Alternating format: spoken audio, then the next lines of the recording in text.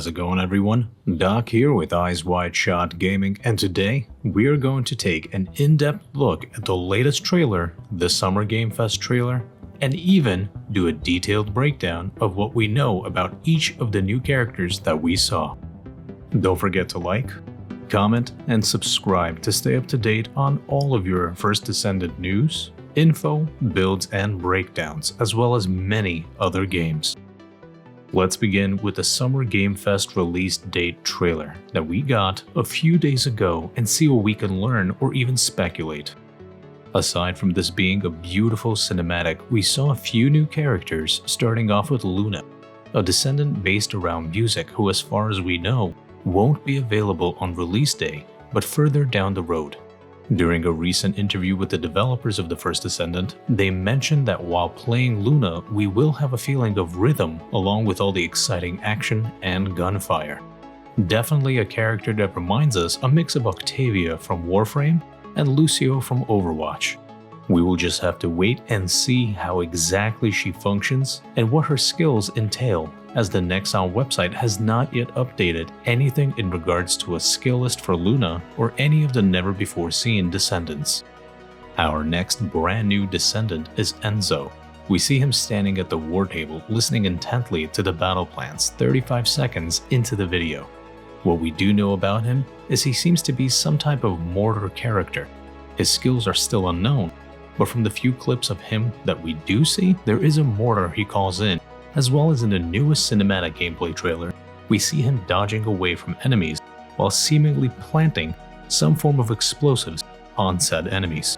From what we heard through the grapevine, his skills provide us with supplies, allowing us to stay in the fight for a longer period of time without having to worry about ammunition.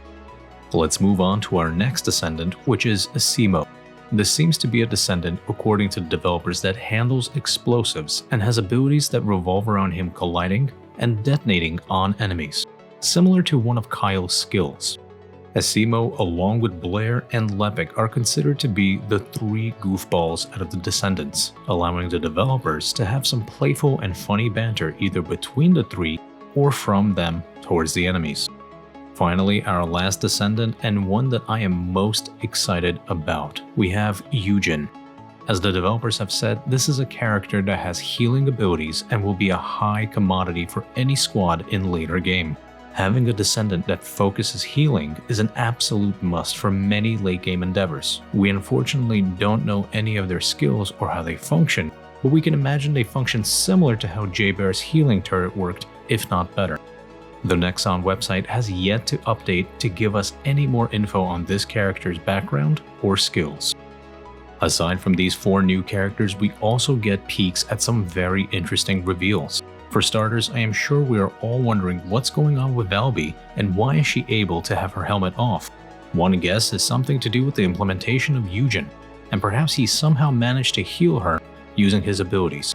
Or perhaps the cinematic of her sitting on the beach is a giveaway at the end game that we do manage to defeat Carell and save everyone. Another interesting piece we saw was a never-before-shown Void Intercept boss that, according to the developers, will be added in a later update. The battlefield where they fight this boss looks different than any other Void Intercept area, so we can speculate that perhaps we are witnessing the dungeons that the developers spoke about earlier. And finally, the last big shock to us came from Bunny's morphing suit that seamlessly transformed from her regular form to what we can only describe as a battle suit. It seems to have retained her mobility, but perhaps gives her more defense or damage. We initially thought that this is Ultimate Bunny, as we have received word from Nexon's website that we are getting 3 new ultimate forms of descendants, those being Ajax, Bunny, and Glay.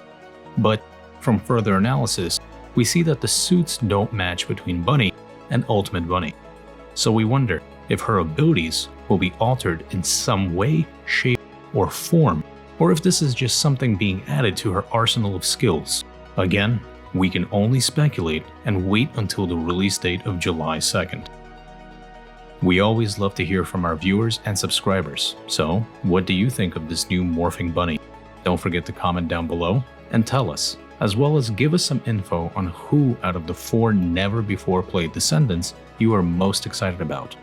Is it the explosive goofball Asimo? the healer Eugen, the stoic officer Enzo, or perhaps our musical descendant Luna. We'll leave you here with the two most recent trailers. And as always, thank you for watching, thank you for listening, and until next time, so long.